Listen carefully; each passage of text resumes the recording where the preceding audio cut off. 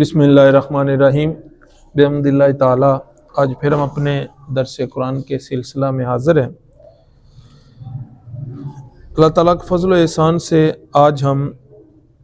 دوسرے سپارے کا جو 14 نمبر رکوع ہے اس کو پڑھنے جا رہے ہیں۔ فرمایا اذا طلقتم النساء فبلغن اجلہن فلا تعضلوهن ان ينكحن ازواجهن اذا تراضوا بينهم بالمعروف۔ جب تم اپنی بیویوں کو طلاق دے چکو اور وہ اپنی عدت مکمل کر لیں تو فلا تعضلوهن ان ينكحن ازواجهن، تو پھر انہیں نہ روکو کہ وہ اپنے خامدوں کے ساتھ دوبارہ نکاح کر لیں۔ تو یہاں ایک معنی تو یہ کیا کیا گیا کہ اگر 2 طلاق تھی یا 1 طلاق دی تھی اور عدت گزر گئی، عدت گزرنے کے بعد یا طلاق بائنہ تھی جو کہ بعض دفعہ کنایا الفاظ کے ساتھ دی جاتی ہے، تو اس طلاق کی عدت گزرنے کے بعد اگر وہ دوبارہ پھر میاں بیوی آپس میں ایک دوسرے کے ساتھ نکاح کرنا چاہتے ہیں تو گھر والوں کے لیے یا برادری والوں کو یہ اجازت نہیں ہے کہ وہ ان کو دوبارہ نکاح کرنے سے روکیں۔ وَإِذَا طَلَّقْتُمُ النِّسَاءَ فَبَلَغْنَ أَجَلَهُنَّ فَلَا تَعْضُلُوهُنَّ أَن يَنكِحْنَ أَزْوَاجَهُنَّ إِذَا تَرَاضَوْا بَيْنَهُم بِالْمَعْرُوفِ،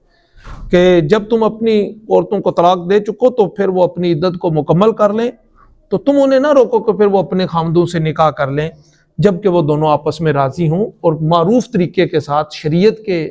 قانون اور ضابطے کے ساتھ اگر وہ ملنا چاہیں تو پھر کوئی حرج نہیں ہے۔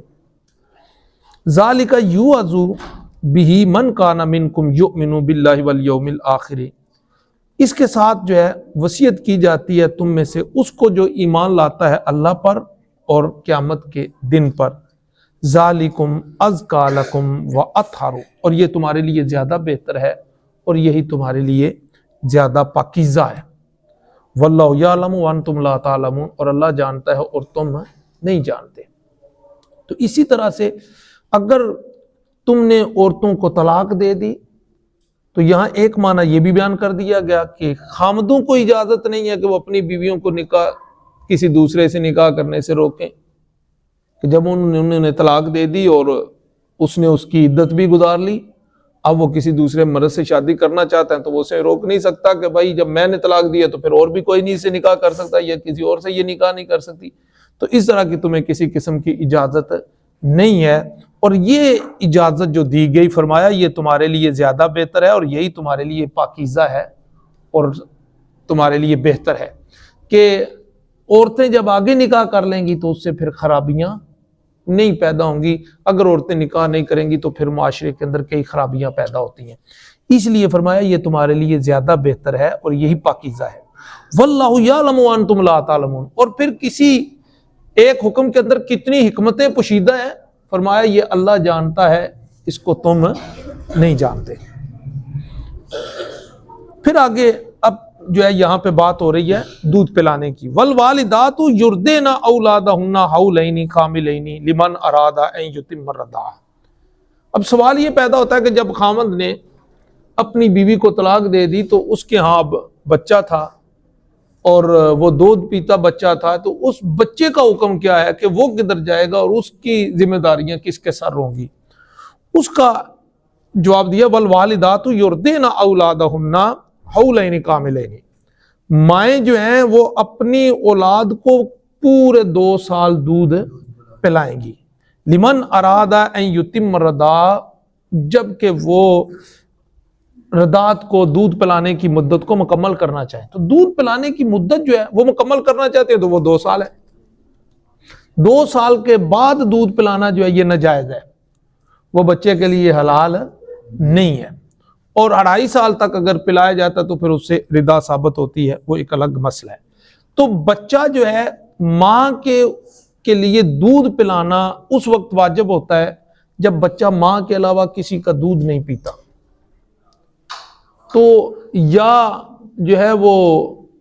ماں کے دودھ سے ہی وہ اس کے لیے وہ بہتر ہے، کسی دوسری کے وہ دودھ پینے کے لیے تیار نہیں ہے، تو اس وقت ماں کا دودھ پلانا جو ہے اس کے لیے کیا ہو جائے گا؟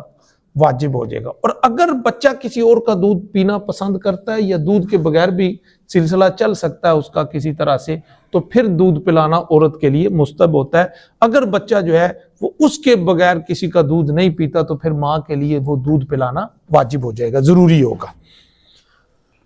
تو فرمایا کہ مائیں جو ہے وہ اپنی اولادوں کو 2 سال مکمل دودھ پلائیں گی، جبکہ وہ اس رضاعت کے مدت کو مکمل کرنا چاہتی ہیں۔ اگر اس سے پہلے بھی وہ دودھ چھوڑا سکتی ہیں، چھڑانے کا اگر ارادہ رکھتی ہیں تو۔ اور پھر کیا ہے، وَعَلَى الْمَوْلُودِ لَهُ رِزْقُهُنَّ وَكِسْوَتُهُنَّ بِالْمَعْرُوفِ۔ اب ان دنوں جن دنوں وہ دودھ پلا رہی ہے تو ان دنوں وہ دودھ پلانے والی کا جو اس کا کھانا پینا ہے اور اس کا لباس ہے وہ معروف طریقے کے ساتھ دستور کے مطابق معاشرتی طور پہ دیکھا جائے گا کہ اس جگہ کا کھانا ان کا کیا ہے، وہ خامند کے ذمہ ہوگا، علی المولود، جس کے بچے کو دودھ پلایا جا رہا ہے۔ تو خامند کے سر جو ہے وہ اس کا کھانا پینا اور اس کا لباس وغیرہ وہ ہوگا۔ لا تکلف نفس الا وسعها، اور کسی بھی نفس کو اس کی وسعت سے زیادہ، اس کی طاقت سے زیادہ پابند نہیں کیا جاتا، تکلیف نہیں دی جائے گی۔ اب وہ اس بیچارے کی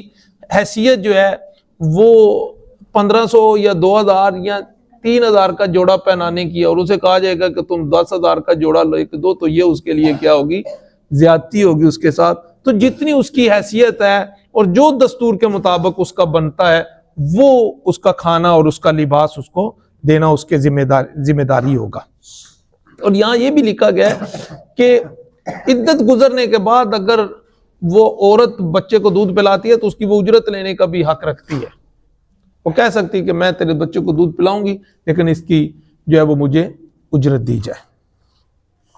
وَعَلَى الْوَارِثِ مِثْلُ ذَلِكَ، اور پھر اگر وہ خامند فوت ہو گیا جس نے وہ اس بچے کا اور اس کی ماں کا ذمہ داری لینی تھی، وہ فوت ہو گیا، تو فرمایا کہ جو اس کا وارث بنا ہے نا وہ سارے کا سارا خرچہ اس وارث کے ذمہ پڑ جائے گا۔ فَإِنْ أَرَادَا فِصَالًا عَنْ تَرَادٍ مِّنْهُمَا وَتَشَاوُرٍ فَلَا جُنَاحَ عَلَيْهِمَا، اور فرمایا کہ اگر وہ دونوں ارادہ کر لیتے ہیں اپنی مرضی سے اور مشاورت کے ساتھ بچے کو دودھ چھڑانے کی، تو پھر ان دونوں پہ کوئی حرج نہیں ہے، پھر نہ اس کو کچھ دینا آئے گا اور نہ اس کا کچھ لینا بنے گا، کیونکہ دودھ پلانے والی جو ذمہ داری تھی اس سے وہ عہدہ برا ہو گئی۔ تو اس لیے اب دودھ پلانے کی مزدوری ہی اس کو دینی تھی، وہ اب وہ پلا نہیں رہی، تو اب یہ اس کے ذمہ کچھ بھی نہیں آئے گا۔ تو فَإِنْ أَرَادَا فِصَالًا عَنْ تَرَادٍ، لیکن دودھ چھڑانا جو ہے یہ دونوں کی مشاورت سے ہوگا، کہ دونوں مشورے سے، کہ خامد کہے ٹھیک ہے اب بچہ دودھ کے بغیر جو ہے وہ کھانا کھا لیتا ہے اور اس سے گزارا چل جاتا ہے، یا فلاں دائیاں کا دودھ پی رہا ہے، تو یا کسی اور عورت کا دودھ پینے لگ گیا ہے تو لہذا اب تم دودھ چھوڑ دو، تو وہ بھی کہتی ہے ٹھیک ہے مجھے کوئی حرج نہیں ہے میری طرف سے، اگر یہ کسی اور کا دودھ پیتا ہے تو مجھے کوئی اعتراض نہیں ہے، تو اس صورت میں کیا ہوگا، وہ کر سکتے ہیں ایسا، ان پہ فلا جناح علیہما، ان پہ کوئی حرج نہیں ہے۔ ویسے بھی کسی دوسری دائیا سے، بیوی کے ہوتے ہوئے بھی کسی دوسری دائیا سے دودھ پلانے میں بھی کوئی حرج نہیں ہے، اس کا ذکر وہ آگے آ جائے گا۔ وَإِنْ أَرَدْتُمْ أَن تَسْتَرْضِعُوا أَوْلَادَكُمْ فَلَا جُنَاحَ عَلَيْكُمْ، یہی کہہ دیا کہ اگر تم جو ہے وہ کسی دوسری دائیا سے دودھ پلانے کا ارادہ کر لو اور چاہو کہ کوئی دوسری تمہاری اولادوں کو دودھ پلا دے تو فلا جناح علیکم، تو اس میں بھی کوئی حرج نہیں ہے۔ اذا سلمتم ما آتیتم بالمعروف، جبکہ تم معروف طریقے کے ساتھ ایک دستور کے مطابق ان کے ساتھ جو تمہارا معاوضہ طے ہوا ہے وہ معاوضہ تم ان کو ادا کر دو۔ اگر دائیا کے ساتھ تمہاری ایک قیمت ہے ہوئی کہ تم ہمارے بچے کو دودھ پلاؤ گی تو تمہیں ہم ماہانہ یہ اس کا معاوضہ دیں گے، اور تم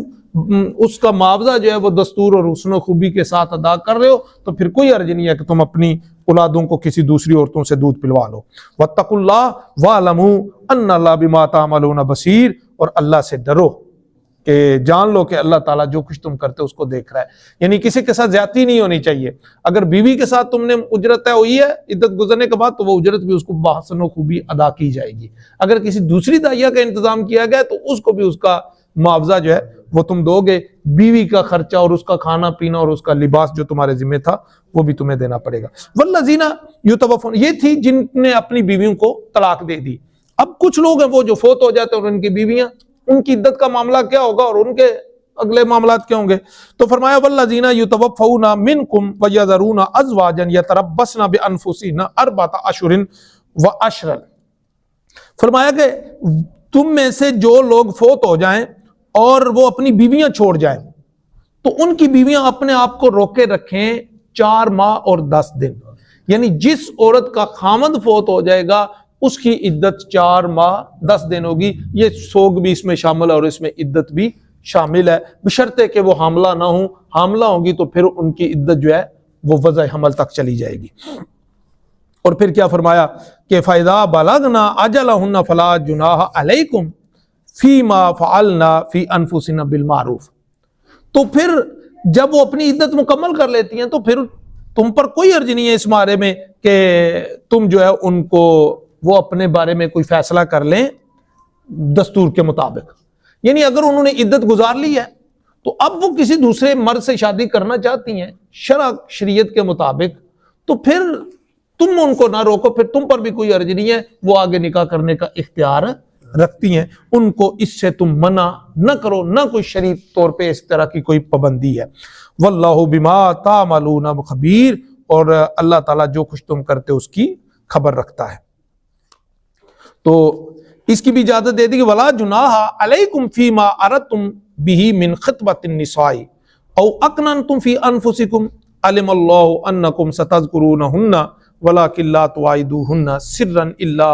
ان تقولوا قولا معروفا۔ اب سوال یہ ہے کہ ایک عورت جو عدت گزار رہی تھی اس سے نکاح اگر کوئی دوسرا مرد کرنے کا ارادہ رکھتا ہے تو کیا وہ اس کو پیغام میں نکاح پہنچا سکتا ہے؟ نہیں پہنچا سکتا، اور اگر پہنچا سکتا ہے تو اس کی صورتحال کیا ہوگی؟ اب اس سے متعلق جو ہے فرمایا لا جناح علیکم فیما اردتم به من خطبۃ النساء، اور تم پر کوئی حرج نہیں ہے کہ اس بارے میں کہ تم پیغام نکاح جو ہے وہ اشارتاً ان کو پہنچا دو۔ اشارتاً جو ہے وہ نکاح کا پیغام دینے میں کوئی حرج نہیں ہے، تو وہ ایسا اشارہ ہو کہ جس میں نکاح کے الفاظ وغیرہ نہ ہوں، بلکہ اس کو صرف اس طرح کا اشارہ دے دیا جائے کہ میں اس بات کا خواہش مند ہوں۔ او اکننتم فی انفسکم، یا تم اپنے دل میں کچھ چھپا لو۔ اگر کسی عورت کا خامد فوت ہو گیا اور وہ عدت میں ہے اور کسی کے دل میں یہ خواہش اور خیال آ جاتا ہے کہ میں اس سے نکاح کر لوں تو اس میں بھی کوئی حرج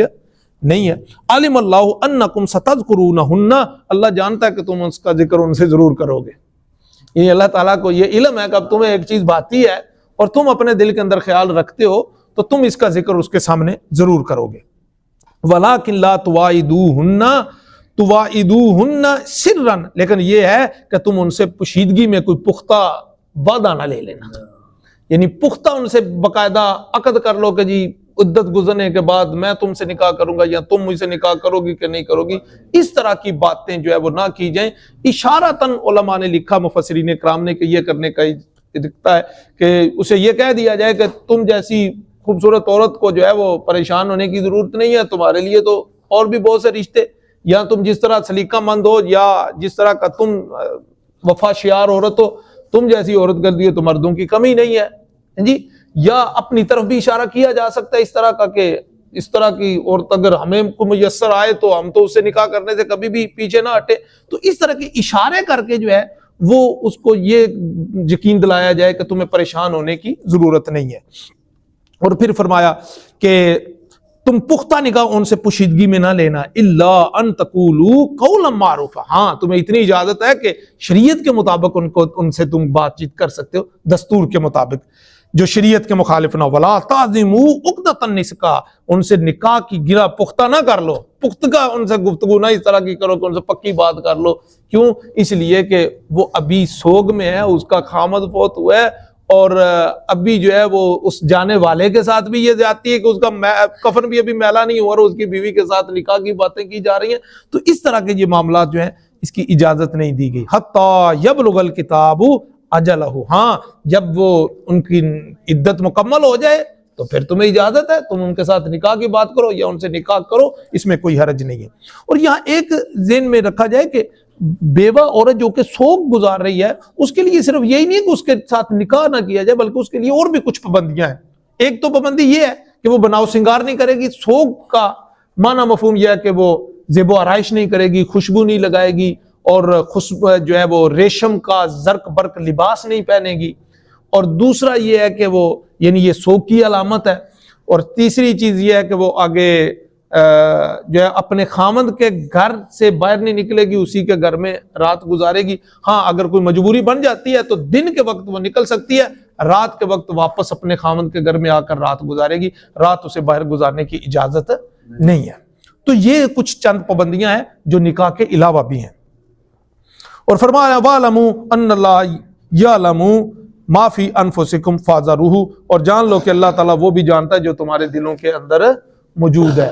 تو اگر تم پوشیدگی میں بھی اگر کوئی غلط بات کرو گے تو وہ مناسب نہیں ہوگی۔ فَاحْذَرُوهُ، پس اللہ سے ڈرتے رہو۔ وَاعْلَمُوا أَنَّ اللَّهَ غَفُورٌ حَلِيمٌ، اور جان لو کہ اللہ تعالیٰ بخشنے والا اور علم والا ہے۔ دعا اللہ تعالیٰ میں سمجھنے کی اور عمل کرنے کی توفیق عطا فرمائے۔ وَمَا عَلَيَّ إِلَّا الْبَلَاغُ الْمُبِينُ۔ الحمدللہ رب العالمین والصلاة والسلام علی سید الانبیاء والمرسلین۔ ربنا آتنا فی الدنیا حسنۃ وفی الآخرۃ حسنۃ وقنا عذاب النار۔ الہ العالمین ہمارے اس سلسلے کو اپنی بارگاہ میں قبول و منظور فرما، اس کے تصدق اور توسل سے جاگتی آنکھوں کے ساتھ اپنے پیارے حبیب علیہ الصلوۃ والسلام کے روضہ پاک کی زیارت عطا فرمانا، حضور نبی کریم علیہ الصلوۃ والسلام کی غلامی میں موت عطا فرمانا، جب دم واپسی ہو آنکھوں کے سامنے چہرہ مصطفیٰ صلی اللہ تعالیٰ علیہ وآلہ وسلم ہو اور زبانوں پہ جاری ہو لا الہ الا اللہ محمد الرسول اللہ۔ الہی قبر کے اندر آقا علیہ الصلوۃ والسلام کی پہچان عطا فرمانا، حشر میں آقا علیہ الصلوۃ والسلام کے دست اقدس سے آب کوثر عطا فرمانا، اور آقا علیہ الصلوۃ والسلام کی شفاعت سے بہرمند فرمانا۔ صلی اللہ تعالیٰ علی خیر خلقہ و نور عرشہ و زینت فرشہ محمد و علی آلہ و اصحابہ اجمعین۔